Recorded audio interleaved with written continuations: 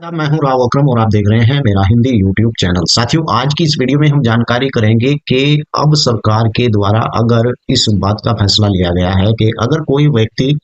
किसी भी भूमि पर कब्जा करता है तो वो कब्जा छुटाना बहुत ही आसान हो जाता है। तो आइए आज की इस वीडियो में हम विस्तार से जानेंगे कि आप कब्जा कैसे छुटा सकते हैं और साथ ही जानेंगे कि आपके पास अगर इस प्रकार की भूमि है और भूमि पर अन्य संपत्ति पर आप स्वामित्व यानी मालिकाना हक कैसे प्राप्त कर सकते हैं। उससे पहले आपसे गुजारिश है कि अगर आप लोग पहली बार इस यूट्यूब चैनल पर आए हैं तो कृपया चैनल को सब्सक्राइब कर लें और साथ में बेल आइकन की घंटी को दबाना ना भूलें और हाँ, इस वीडियो को लाइक करना ना। तो चलिए वीडियो को विस्तार से। साथियों, मैंने बहुत सी वीडियो के अंदर आप लोगों को बता रखा है कि अगर आपके पास इस प्रकार की भूमि है, जैसे कि तालाब की भूमि हुई, खाद के गड्ढे की भूमि हुई, चरागाह की भूमि हुई और साथ ही ऐसी भूमि जिस भूमि के ऊपर खाद वगैरह डाल दिया जाता है या खलिहान की भूमि है, अगर इस प्रकार की भूमि पर आपका कब्जा है तो इस प्रकार की भूमि को आपको छोड़ना पड़ सकता है। और मैंने इस पर बहुत सी ऐसी वीडियो बना रखी है, लेकिन इस बार सरकार के द्वारा उत्तर प्रदेश के अंदर भी ये चर्चा चला था और उस पर एक नियम और कानून भी बनाया गया था कि नजूल की भूमि के ऊपर यानी स्वामित्व अब नहीं होगा, क्योंकि नजूल की भूमि का पट्टा होता था। लेकिन अब सरकार चाहती है कि नजूल की जो भूमि है इन सबको खाली कराकर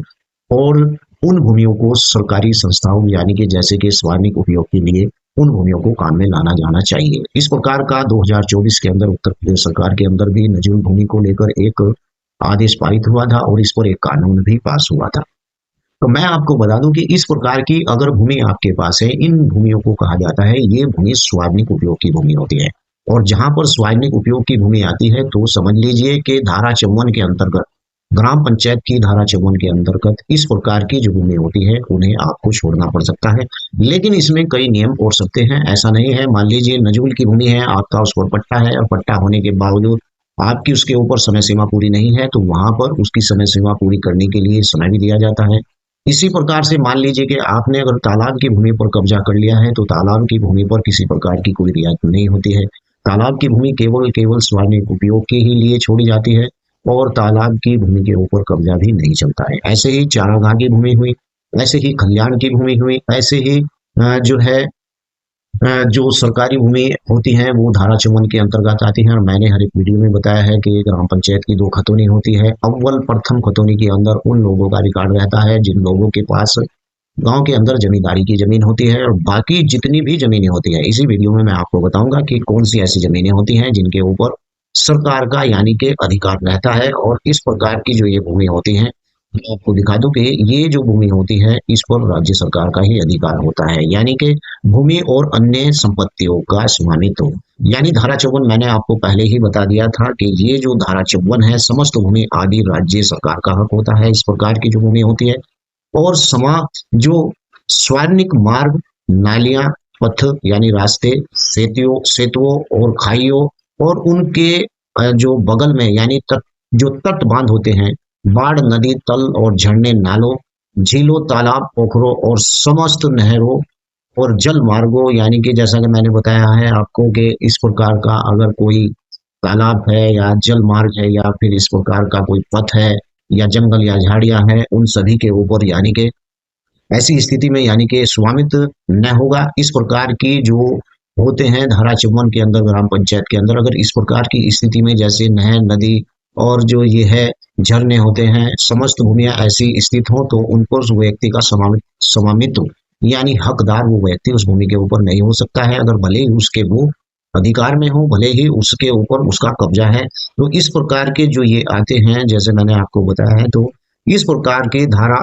54 के अंतर्गत इस प्रकार की जो भूमि होती है उस पर आपका अधिकार नहीं हो सकता और ऐसी भूमि पर किसी प्रकार का कब्जा भी नहीं चलता है। धारा 54 क्या कहती है, यानी कि धारा 54 खनिज और खान और खनिज, इस प्रकार की यहाँ इस क्षेत्र के अंदर खान और खनिज इस प्रकार की नहीं होती हैं। लेकिन जहां पर खान और खनिज होती है यानी कि विकास और अधिनियम, खान खनिज अधिनियम 1957 यानी शासित होगा। इस प्रकार खान खनिज यानी कि इस प्रकार के जो पट्टे होंगे वो सरकार के द्वारा पास, ऐसे पट्टों पर कब्जा नहीं चलेगा। उक्त पट्टा यानी निबंधन यानी कि खान खनिज के पट्टों के ऊपर भी अधिकार जो है राज्य सरकार का ये होता है। यहीं पर धारा 56 के अंदर वर्क्स पर अधिकार यानी कि जो बाग, भूमि, बगीचे यानी कि किसी किसान ने अपनी भूमि के अंदर लगा रखे हैं तो उनके पेड़ों पर अधिकार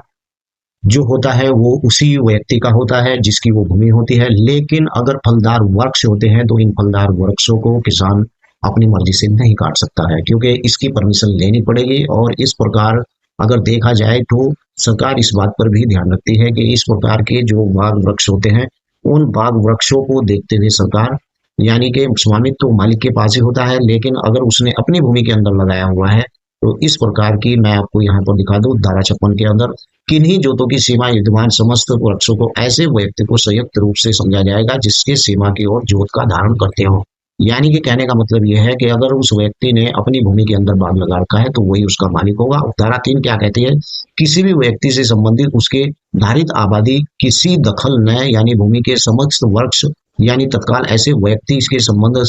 यानी कि कहने का मतलब यही है कि वो नियमावली के अधीन धरत रहेंगे। अगर उस आदमी के अपनी भूमि के अंदर बाग लगाया हुआ है तो वो भूमि उसी की ही होगी। यहाँ पर मैं आपको बता दूं कि धारा 59 के अधीन कोई इस प्रकार का प्रयोजन यानी के लिए कोई पद दखल नहीं होगा और भूमि का तात्पर्य धारकों की ऐसी ग्राम से संबंधित होगा। यानी कहने का मतलब ये है कि धारा 54 के अनुसार अगर इस प्रकार की कोई भूमि है तो उस भूमि के ऊपर किसी भी प्रकार का कोई कब्जा नहीं हो सकता है। और मैं आपको बता दूं कि मैंने आपको पहले ही गिनवा दिया है कि अगर भूमि तालाब की हुई, चारागाह की भूमि हुई, खलिहान की भूमि हुई, खाद के गड्ढे हुए, स्वार्निक उपयोग की भूमि, श्रेणी 6(3) की भूमि हुई, इस प्रकार की जो भी भूमि स्वार्निक उपयोग के काम में लाई जाती है, इस प्रकार की भूमि को आपको छोड़ना पड़ सकता है। तो आज की वीडियो में मैंने आपको इस प्रकार से बताया कि इन भूमियों के ऊपर आपको अब कब्जा करने से कोई फायदा नहीं, नियम और कानून इसका बन चुका है, इस पर आप कब्जा ना ही करें तो बेहतर है। इससे बेहतर यही है कि आप उससे अच्छा कोई रजिस्ट्री कर अपनी जमीन खरीद लें। वीडियो कैसी लगी है वीडियो के नीचे लिखकर जरूर बताएं, और आपका कोई सवाल है तो वीडियो के नीचे जरूर लिखें। जय हिंद, जय भारत, खुदा हाफिज।